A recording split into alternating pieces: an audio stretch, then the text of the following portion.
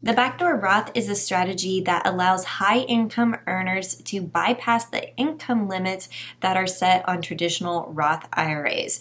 So if you love Roth IRAs, but you make too much money, then the backdoor Roth is a strategy for you. Stick around, I'm covering how you can do this in just a few steps in this video.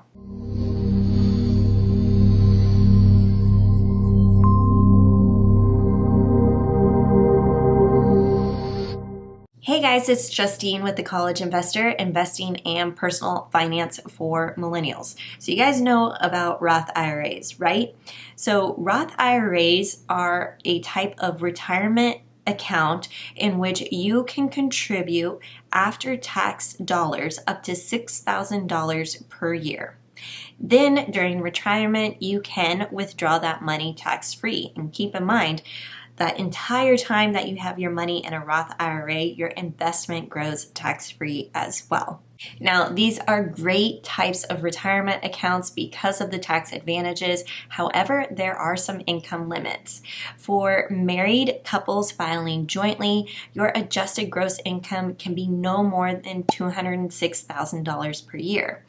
For single income earners, your adjusted gross income can be no more than $139,000 per year.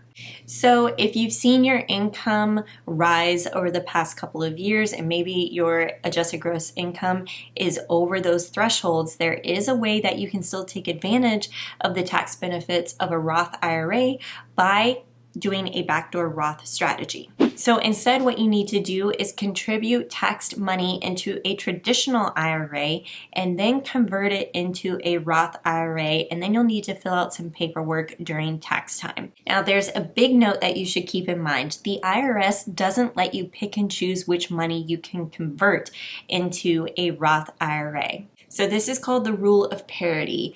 Any money from a SEP, simple or traditional IRA that is converted into a Roth IRA will be taxed in proportion to how it came into those accounts. And that's why we recommend moving that money into a 401k first. Okay, so that's exactly step one, is to roll any pre-tax accounts into a 401k or an individual 401k if you're self-employed. Now, step number two is to open a traditional IRA and contribute up to $6,000 into that account.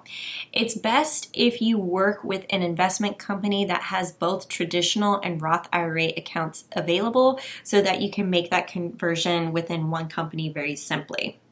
So step three is to convert the traditional IRA into a Roth IRA.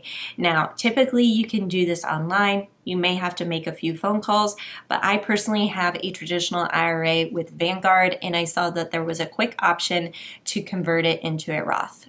And then step number four is to fill out IRS Form 8606 when it comes to tax season.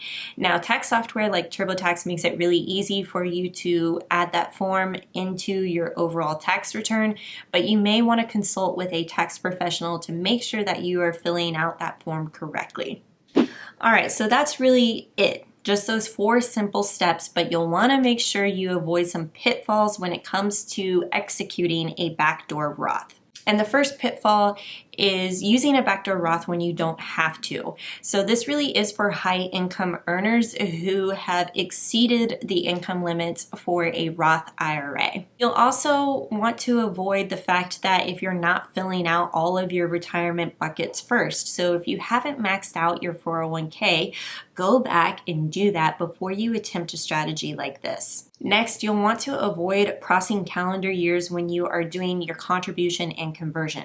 Ideally, you would be making the contribution into that traditional IRA and converting it into a Roth all within the same calendar year. It just keeps things very simple when it comes to actually reporting this to the IRS. You'll also want to avoid having funds in a SEP, simple, or traditional IRA that won't be used for the backdoor Roth. And also, you want to make sure that you're not opening a SEP or simple IRA after you've executed the backdoor Roth. Just makes things a little bit complicated because then you end up having to pay taxes at your ordinary tax rate, and that's why we recommend moving that money into a 401k first. Plus, you want to avoid forgetting that Form 8606 when it comes to tax season, and then you don't want to deal with too many transactions.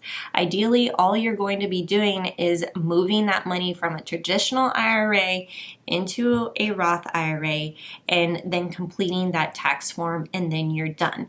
Now, again, the backdoor Roth strategy is an excellent strategy to use if you are a high income earner and you want to take advantage of those tax benefits that come with a Roth IRA. It's an excellent strategy, but remember to fill out those other retirement buckets first before you execute this type of strategy.